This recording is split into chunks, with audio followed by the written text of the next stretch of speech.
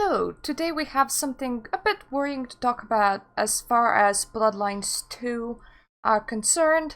If you haven't heard, they have switched creative directors recently.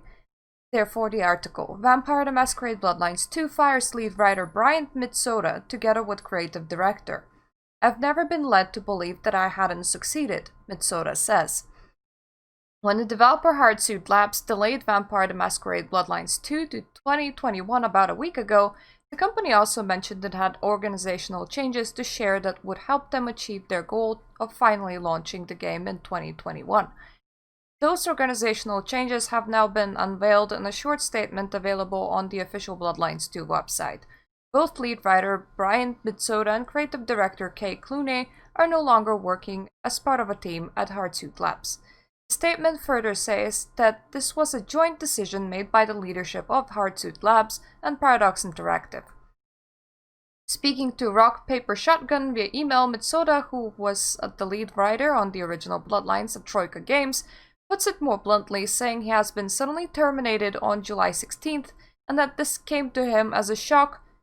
That would be underselling it.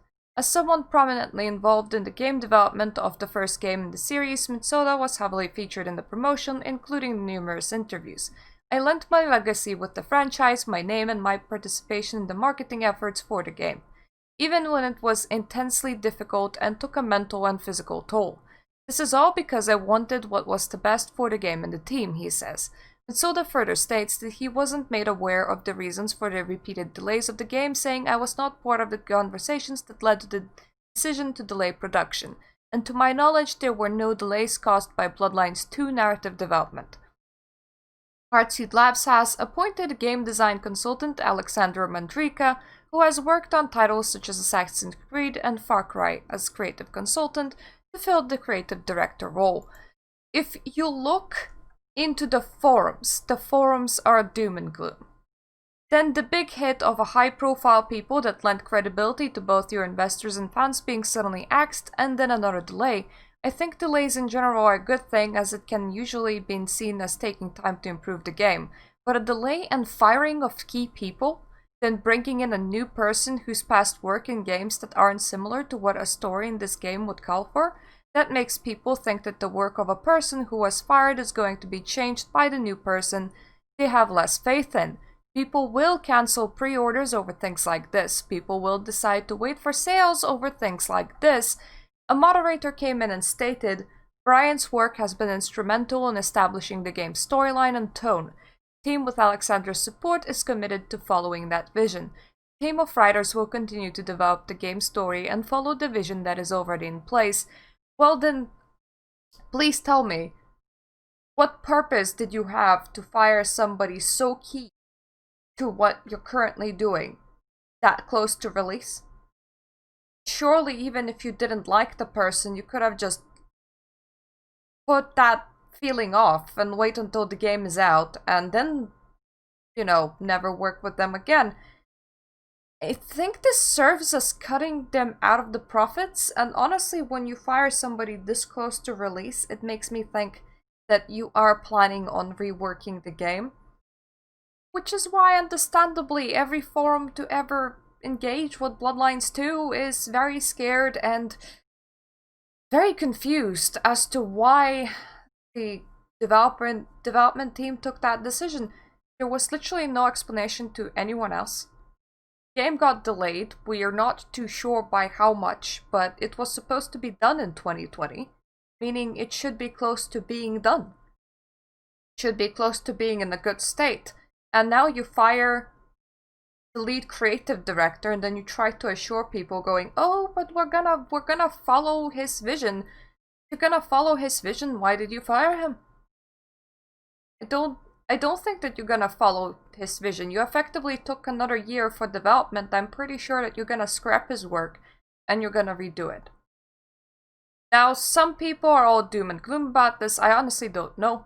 Would that be a good decision or a bad decision? I never saw the original work, but that doesn't speak confidence to me. I am not about to go and pre-purchase a game who just swapped creative directors. Well, supposedly being close to release without saying why the original creative director was fired. That doesn't inspire confidence in anybody. That doesn't make me want to give you £50. That makes me think that it's gonna be a situation that was with the Bloodlines 1, where the game got stuck in creative hell. It got stuck in development hell, came out far too late, the company that it came out under got bankrupt, and then developers invested their own personal time in releasing official and then unofficial patches meant to fix the bug-ridden game. That's what the situation smells like. When you have a product that's nearly complete, and then you just like fire key people, that's what the situation smells like. Doomed. Mitsoda was the main reason I pre-ordered the game day one, but I have to refund it. He isn't involved anymore. It would lack the charm of the original. So are you guys still optimistic, and what are your thoughts if that illusion is involved?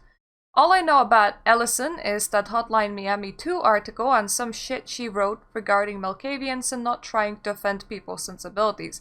What I do know is that I don't really care anymore and just assume it's gonna be shit. All. Yeah. Overall sentiment is just not good. Overall consumer morale has completely tanked. I hope that the company is gonna come out and clarify why this change was made in the company structure. And what does this change mean when it comes to the game's narrative and the game's story? Because this is what you fired. You fired your creative director. So I want to know. I honestly want to know why you did that and what are you going to change about the game because of this huge change that you did in your team. And up until that, I now have no trust in Bloodlines 2. I was looking at it quite iffily to begin with because the sequel, such a beloved game, especially to me. I can't look at it in any other way but with some conservations, because if I get too excited and it doesn't live up to my expectations, I'm gonna be extremely upset. That's what you get when you touch a beloved game that's old. If you were just making another game in the same universe, instead of titling Bloodlines 2, expectations would be lower. Because, I mean, we had Redemption. Anyone's free to take a stab at it, but because you decided that you do want to make this as a sequel, I have specific thoughts about that. I want you to make it close to the original game.